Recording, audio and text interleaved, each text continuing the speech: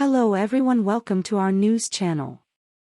Here you are always well informed. I ask you to please subscribe to the channel. Leave your like and thank you very much. Walt Disney Company expanded its federal lawsuit accusing Florida Governor Ron DeSantis of orchestrating a political retribution campaign against the company. DeSantis signed legislation voiding Disney's development deals in Orlando.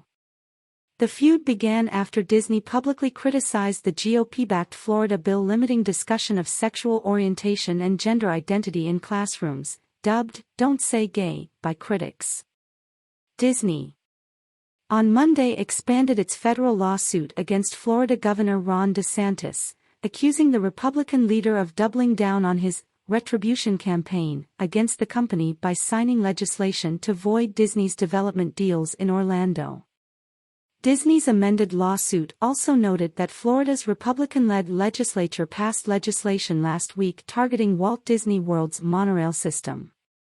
Governor DeSantis and his allies have no apparent intent to moderate their retaliatory campaign anytime soon, Disney wrote in its additions to the civil complaint it filed in U.S. District Court in Tallahassee in April.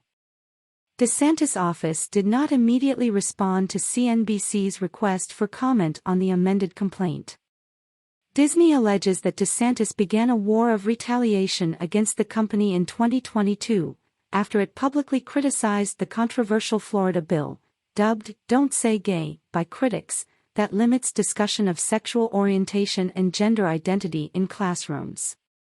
The governor and his allies targeted Disney's Special Tax District, formerly called the Reedy Creek Improvement District, which has allowed the entertainment giant to effectively self-govern its Orlando parks operations for decades. The drawn-out feud spilled into the courts after the district's new board of supervisors, which had been hand-picked by DeSantis, voted to nullify development deals that Disney struck shortly before they replaced the old board. The governor's board members claimed the deals were unlawfully passed and undercut their power over the 25,000-acre area. But Disney says the contracts were crafted to help lock in its long-term development plans amid escalating tension with DeSantis and his allies. On Friday, the final day of the state's 2023 legislative session, DeSantis signed a bill that included language effectively targeting Disney's development contracts.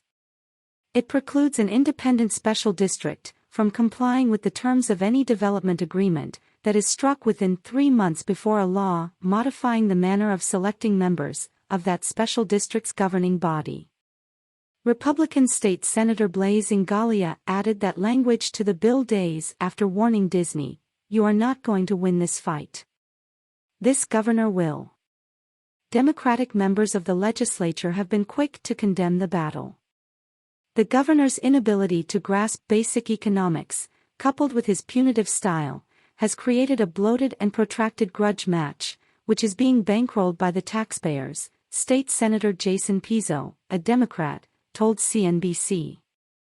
As the state's executive, heading the party which has historically yielded to free market principles and less regulation, this third legislative effort to injure a private company is antithetical to conservative governance. Pizzo lambasted DeSantis for using the state's revenue on battling iconic brands. Regardless of how many times he shouts Florida is free, these are the methods of a socialist tyrant, not a Republican wunderkind, he said.